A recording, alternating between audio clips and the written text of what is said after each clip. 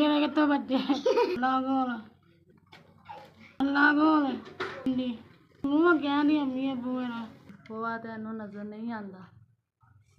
ਉਹਨੇ ਐਮਨ ਨਹੀਂ ਅੱਖਾਂ ਤੋਂ ਨਹੀਂ ਨਾ ਦਿਸਦਾ ਵੀ ਜੇਨੀ ਤੌਰ 'ਤੇ ਬਿਮਾਰ ਰਹਿੰਦੇ ਨੇ ਅਤੇ ਅੱਬੂ ਮੇਰੇ ਕੰਮ ਕਰਦੇ ਨੇ ਸਾਨੂੰ ਵੀ ਦਿੰਦੇ ਨੇ ਅਤੇ ਪੱਪੂ ਨੂੰ ਵੀ ਦਿੰਦੇ ਨੇ ਅਸੀਂ ਵੀ ਮਾਰੇ ਹਾਂ ਪੱਪੂ ਵੀ ਮਾਰੀ ਹੁਣ ਗਰੀਬ ਨੇ ਜੋ ਵੀ ਕਮਾਉਂਦੇ ਨੇ ਸਾਡਾ ਆਪਣਾ ਔਖਾ ਗੁਜ਼ਾਰਾ ਹੁੰਦਾ 7 ਭੈਣ ਭਰਾ ਵਾਂ ਅੰਮੀ ਅੱਬੂ ਪਾ ਕੇ 9 ਅਤੇ ਪੱਪੂ ਮੇਰੀ 10 ਜੀ ਆ ਇੱਕ ਕਮਾਉਣ ਵਾਲਾ ਪੜ੍ਹਾਈ ਦੇ ਦੌਰ 'ਤੇ ਅਸੀਂ ਬਹੁਤ ਔਖਾ ਗੁਜ਼ਾਰਾ ਕਰਦੇ ਹਾਂ ਉਹ ਬਿਮਾਰ ਹੈ ਅੰਦਰ ਹੀ ਰਹਿੰਦੀ ਗਰਮੀ 'ਚ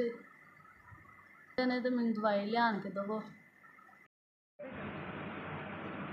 ਅਸਲਾਮ ਵਾਲੇਕੁਮ ਭਾਈ ਤੁਹਾਡੀ ਤਰਫੋਂ 4000 ਰੁਪਇਆ ਮਿਲਿਆ ਮੇਰੇ ਪੁੱਪੂ ਨੂੰ ਇਹਦੇ ਨਾਲ ਹੀ ਅਸੀਂ ਉਹਨੂੰ ਕੱਪੜੇ ਲਿਆ ਦਾਂਗੇ ਖਾਣ ਪੀਣ ਉਹਦਾ ਕਰ ਦਾਂਗੇ ਦਵਾਈ ਵੀ ਲਿਆ ਦਾਂਗੇ ਚੈੱਕ ਵੀ ਕਰਾਵਾਂਗੇ ਭੈਣ ਭਰਾ ਨੇ ਘੱਲੇ ਉਹਨੂੰ ਅੱਲਾ ਜ਼ਿੰਦਗੀ ਦੇ ਸਿਹਤ ਦੇਵੇ ਤੰਦਰੁਸਤੀ ਦੇਵੇ